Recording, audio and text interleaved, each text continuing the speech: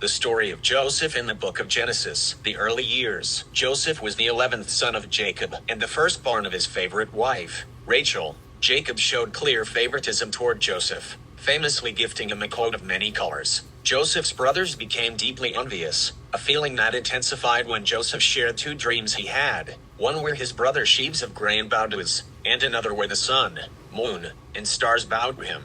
These dreams suggested that he would one day rule over his family. Betrayal and slavery driven by jealousy, Joseph's brothers plotted to kill him. Instead, they threw him into a pit and eventually sold him to a caravan of merchants, who took him to Egypt. To hide their actions, they dipped his robe in goat's blood and convinced their father, Jacob, that Joseph had been killed by a wild animal. Life in Egypt. In Egypt, Joseph was purchased by Potiphar, an officer of the Pharaoh. Through his integrity and hard work, Joseph rose to become the steward of Potiphar's household. However, his rise was interrupted when Potiphar's wife falsely accused him of sexual assault after he rejected her advances. He was imprisoned as a result. While in prison, Joseph gained a reputation for interpreting dreams. He correctly predicted the fate of Pharaoh's chief cupbearer and chief baker. 2 years later, when Pharaoh had a disturbing dream about 7 fat cows being eaten by 7th and ones, the cupbearer remembered Joseph. Rise to power. Joseph was brought before Pharaoh and interpreted the dream.